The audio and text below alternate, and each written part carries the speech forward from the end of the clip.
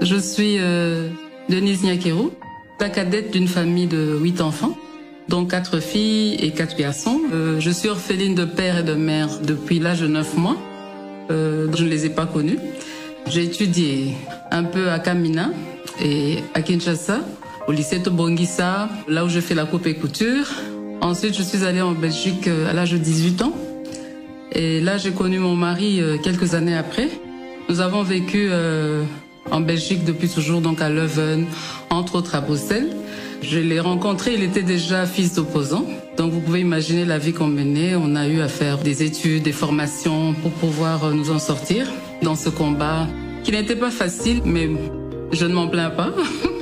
Alors, en tant qu'aide-soignante, j'ai fait des études d'infirmière, mais je n'ai pas terminé, donc j'ai fait une année.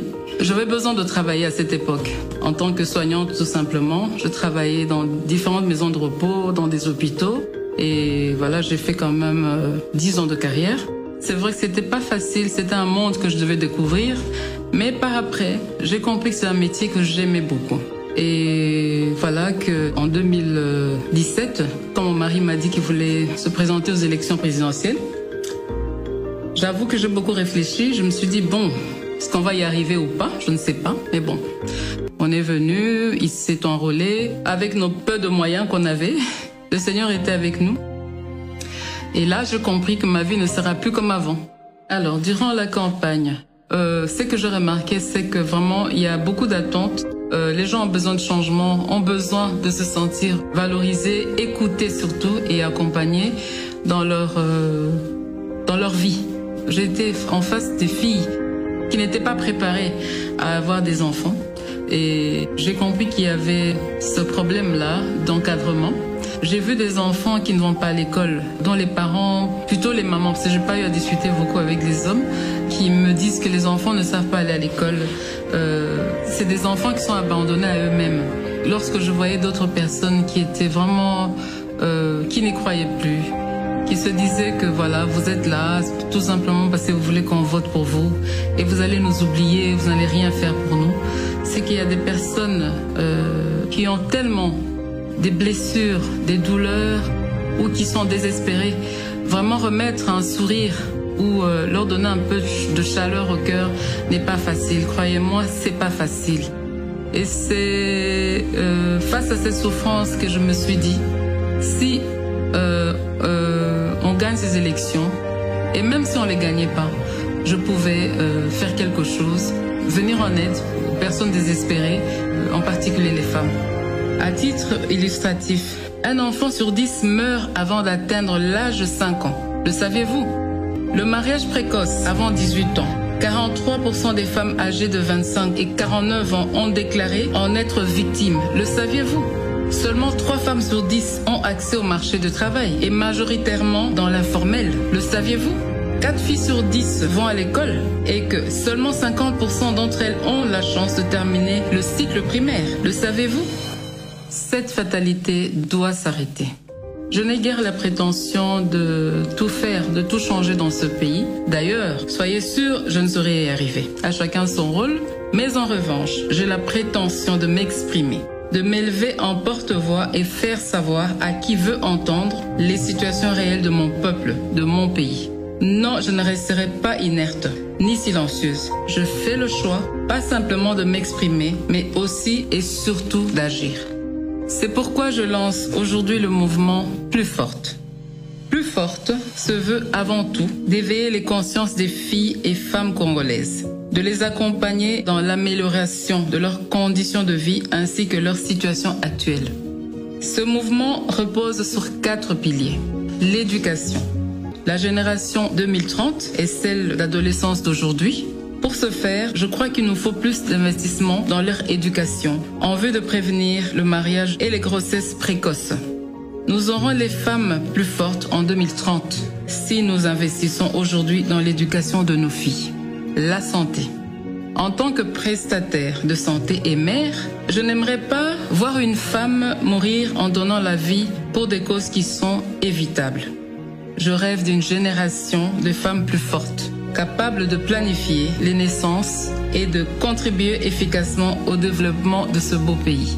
Je voudrais contribuer à soulager les souffrances des drépanocytaires à travers une bonne prise en charge. Les violences basées sur le genre. Nous avons l'obligation de restaurer la dignité des femmes congolaises en vue de leur pleine participation à la consolidation de la paix et la reconstruction de la nation. Un système de protection sociale devrait permettre d'assurer la prévention et une prise en charge des victimes. Le développement des centres d'accompagnement des femmes et des filles victimes devait être une de nos priorités. L'autonomisation.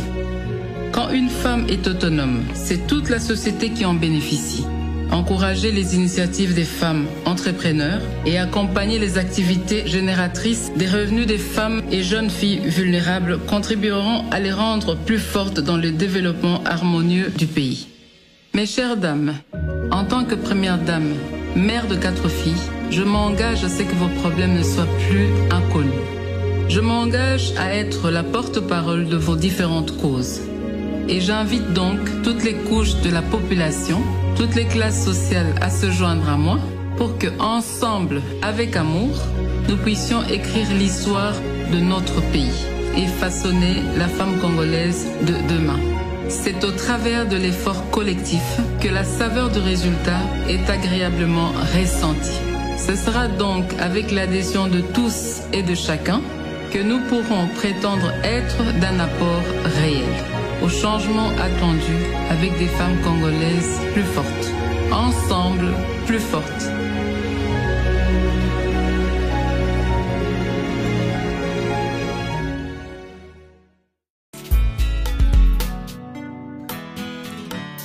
Vérité choc, Marie-Laure Mwaka. Oh, y'a libiso idéologie à sans tabou. Vérité choc. Oh, y'a bakobo y'a baboya. Oh, y'a mpe bakondima bandima. Salamo salana yo. Bisonyo sosima na yo. Marie-Laure Mwaka.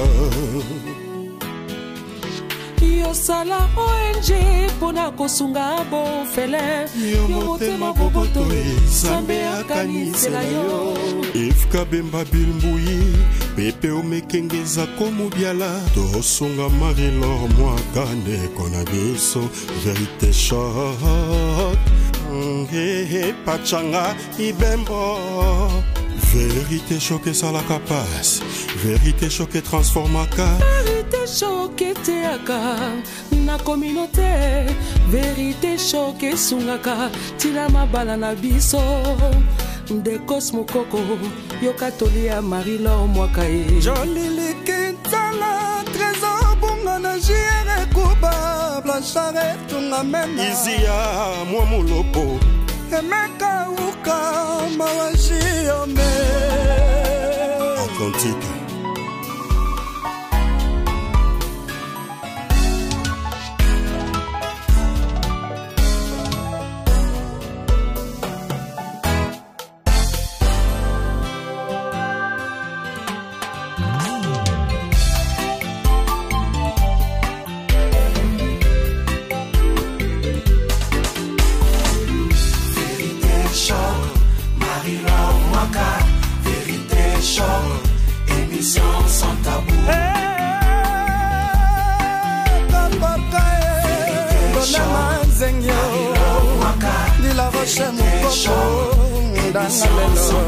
Marie-Laure sombi ya yonkombo mbakani yo bakumisi mpe weye mbabimi mpamba Marie-Laure Mwaka vérité choc.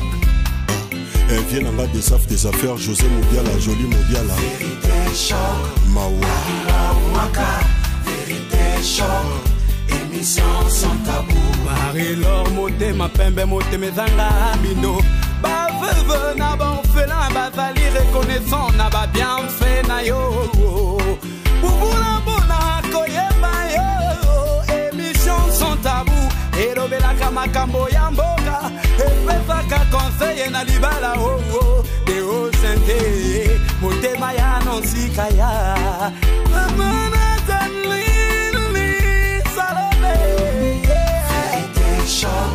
Marie-Laure Mwaka, vérité choc, émission sans tabou. Je te souhaite Marie-Laure, longue vie, atabato bakofinga yo.